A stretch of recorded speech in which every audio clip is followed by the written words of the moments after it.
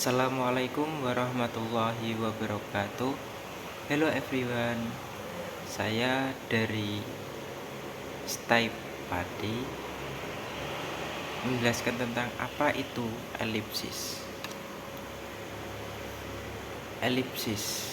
Jadi ketika kita sedang membaca artikel, buku atau jurnal, kamu mungkin menemukan tanda titik 3 dalam satu baris yang biasanya ada di tengah kalimat. Kamu dapat menggunakan tanda baca ini untuk menghemat tempat atau membuang bagian yang kurang relevan dalam suatu kalimat atau kutipan.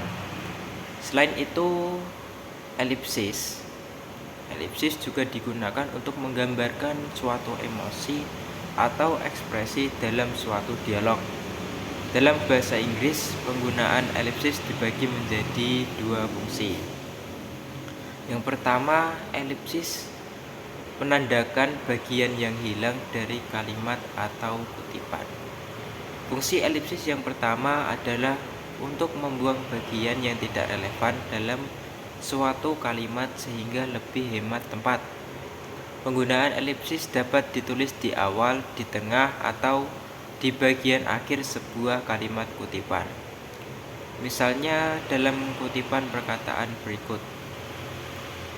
Long story short, after 5 years, we returned to California and began a new life. Pada awal kalimat, elipsis ditulis dengan tanda petik lalu diberi spasi sebelum awal kata kalimat yang akan digunakan. Huruf pertama dalam kalimat baru ditulis dalam huruf kapital.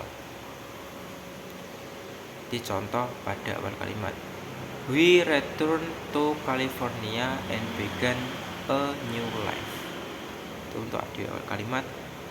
Dan untuk pada tengah kalimat, penulisan elipsis didahului dan diakhiri oleh spasi untuk menunjukkan bagian yang dihilangkan. After 5 years, we return to California and began a new life. Untuk pada akhir kalimat, penulisan elipsis didahului spasi dan diakhiri tanda titik penanda akhir kalimat sebelum kembali diberi tanda petik. Itu menjadi long story short, after 5 years, we returned to California. Titik. Yang kedua yaitu ekspresi emosi dan ujaran yang tidak selesai. Fungsi lain elipsis adalah sebagai penanda keraguan, perubahan suasana hati, ketegangan atau pikiran yang hilang dan perkataan yang sengaja tidak dilanjutkan di dalam dialog. Penggunaan elipsis untuk fungsi ini biasanya tidak digunakan dalam penulisan formal dan akademik, melainkan untuk penulisan informal dan tulisan fiksi. Yang pertama, I don't know, I'm not sure. Terus ada juga contoh, I can imagine, what if he. Terus selanjutnya, that's great for you, but I don't know where I'm set now. Oke, sekian dari saya. Itulah beberapa penjelasan singkat tentang elipsis.